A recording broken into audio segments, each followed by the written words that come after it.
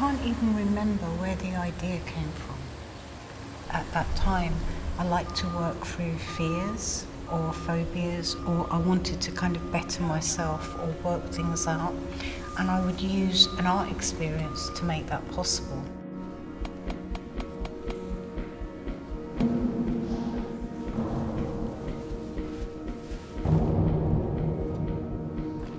I absolutely hated my body, hated to look at it, and I was afraid of the dark. My grandmother had just died and I was really grieving for her, and I hadn't painted for quite a really long time because I'd stopped painting when I was pregnant. And then this one particular gallery, I proposed this idea to them that I go into a box and I'm naked and I paint, and then there would be fisheye lenses and people could watch me, so I'd become like a muse. But what happened when I first got there in Sweden, I couldn't paint. I hadn't painted for like 5 years, and also I never used acrylic paint. I always used oil paint. And then suddenly I had all this like acrylic paint and I didn't know how to paint with it. And I realised that I'd really set myself up. The whole thing was, I realised, was actually quite nutty. And when I got there, my first reaction was, actually, this isn't a very good idea, and I want to go home.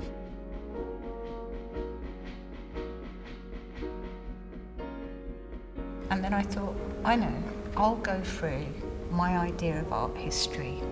So then I started going Egon Schiele, Picasso, Kater Kollwitz, all my own versions of these artists, and I just started painting.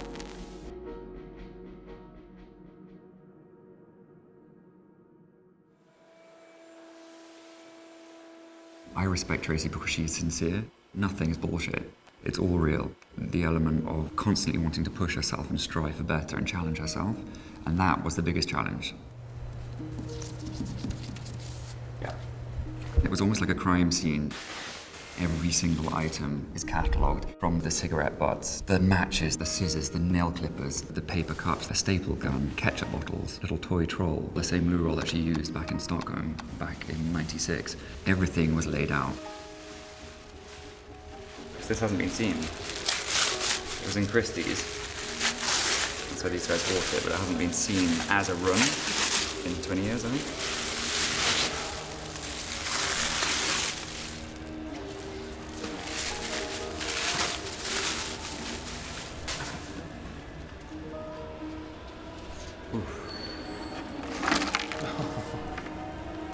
I don't know what that is, but we'll keep it in.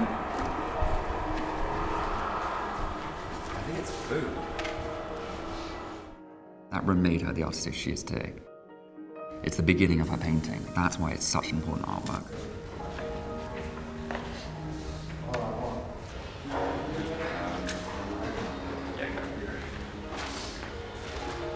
Because I've worked with Tracey for so long, almost 15 years, I am channeling her in many ways. We leave everything over there for me to then take bits and lay. Totally. And then this will just be a nice unframing section.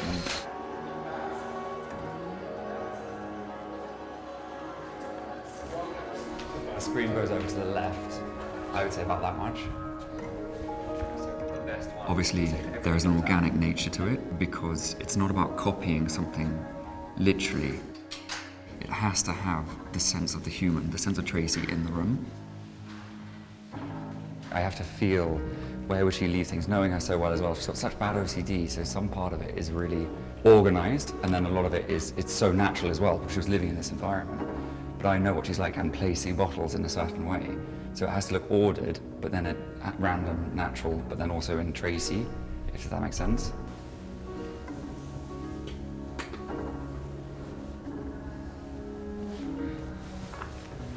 It needs to look as though someone's been in it.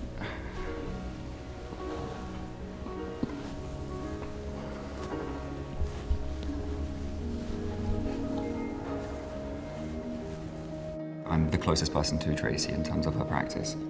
I know sort of her mannerisms, I know her inside out. Let's set up a monoprint area. She would have used this to kneel on whilst looking up the plate. I can picture Tracey walking around. I can picture her kneeling on the pillow, making her monoprint. So it has to land here, it has to land there.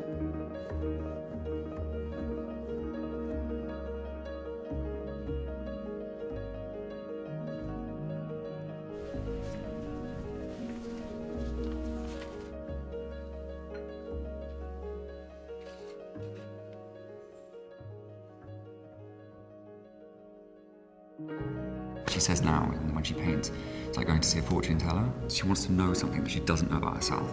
She wants to learn something new. If a painting doesn't satisfy her in the studio, she'll paint over it. She can paint a pretty picture. It's not about a picture, it's about something has to generally surprise her. This is the first time someone else has installed this work, other than Tracey. It took 5 days to install. And I came back for a day to get it perfect, yeah. She's part of my life. I'm part of hers, and we have this trust. If she trusts me, I trust her, then it works.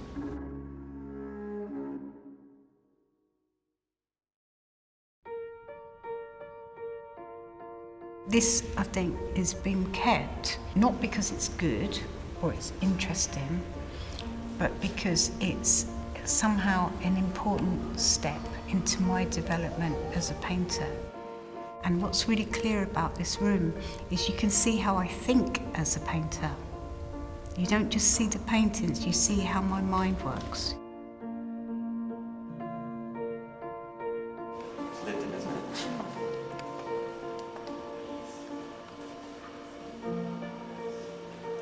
I haven't seen it for so long. I meant to see it. It looks really fresh and really alive. The only period that I stopped painting was that 5 years after my abortion, because I was punishing myself, which was really insane. I shouldn't have been punishing myself.